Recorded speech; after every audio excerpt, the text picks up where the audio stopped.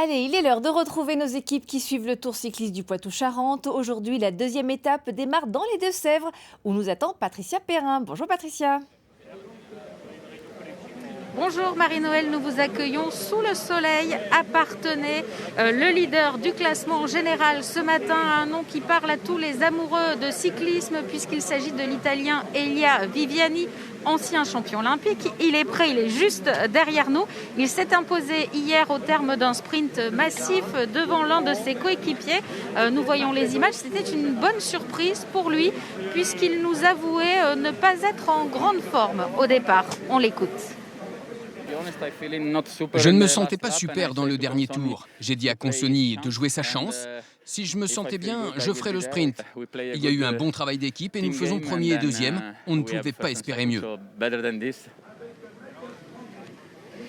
Alors, Viviani, le sprinter, est leader ce matin du général, mais l'actualité, c'est cette chute survenue hier à 5 km de l'arrivée qui bouleverse complètement les ambitions de chacun et le classement général. À mes côtés, pour décrypter les conséquences, Paul Brousse. Bonjour Paul, vous êtes notre consultant. On peut dire déjà ce matin que certains ont perdu cette édition du TPC. Et oui, malheureusement pour eux, il y a des coureurs qui ont totalement perdu le Tour du Poitou-Charentes avec plus d'une minute de débours à l'arrivée hier. On pense à Latour, Tepstra, Guernalec et Goujard aussi qui étaient parmi les favoris. Et puis à un niveau moindre, on a... Attendez, à plus d'une minute, on peut considérer que même si ce sont des bons rouleurs pour le chrono, c'est perdu. Ouais, c'est sûr que s'il n'y a que des arrivées massives jusqu'au contre-la-montre, une minute c'est trop de débours pour les remonter sur 23 km 500.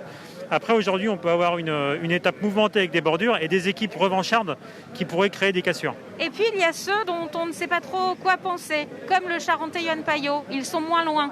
Oui, c'est sûr que Yoann Payot et Bruno Armirail, qui faisaient figure de favoris au départ hier, ils ne sont qu'à 28 secondes d'un Brandeleu, par exemple. Et voilà, 28 secondes, c'est pas irrémédiable, mais bon, vaut mieux toujours les avoir d'avance que de retard, en tout cas. Merci beaucoup, Paul. On vous retrouve tout à l'heure pour le direct. Nous venons tout juste de récupérer à la sortie des bus l'interview de Pierre Latour. Il fait partie des grands perdants d'hier. On l'écoute. Il y a eu la chute à 5 km, on n'a eu personne qui est vraiment tombé, mais on a été plusieurs à être bloqués derrière.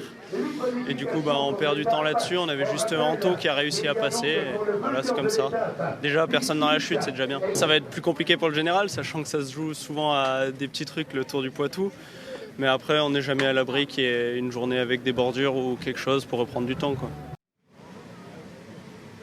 Voilà, alors reprendre du temps ou pas. Anthony Turgis, vous êtes un des coéquipiers de Pierre Latour. Pierre qui s'est fait piéger hier.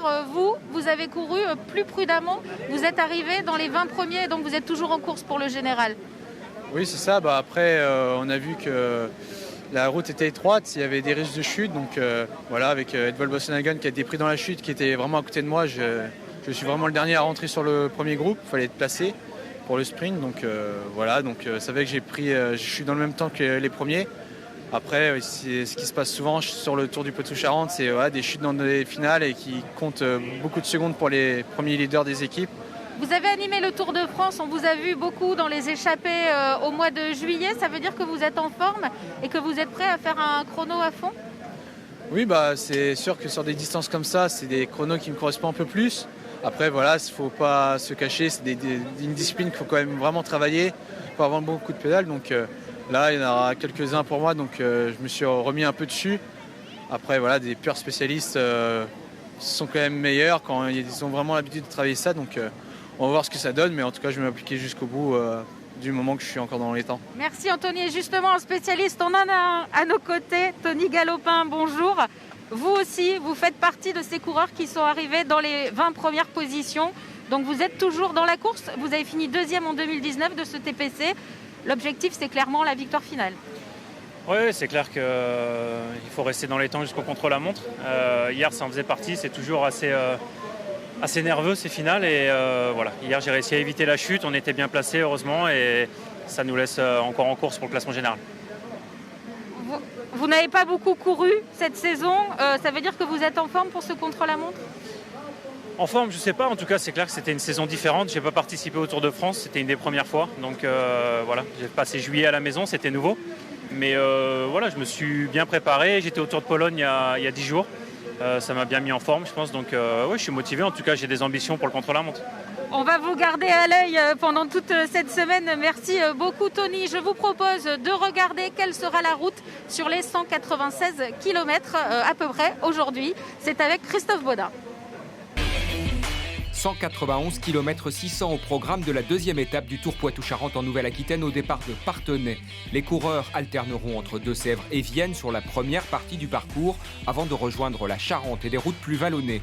Après un passage sur la ligne d'arrivée, les coureurs réaliseront un tour de circuit de 23 km 200 achevé par une ligne droite d'1 km 200 propice à un sprint massif arrivé à Ruffec prévu vers 16h30.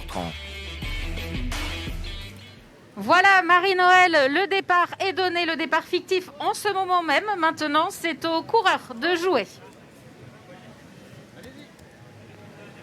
Allez!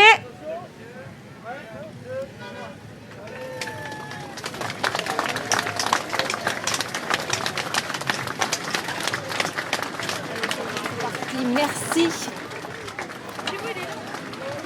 Merci Patricia. Merci Patricia. Ne manquez pas de suivre la dernière heure de cette course en direct sur notre chaîne Noah.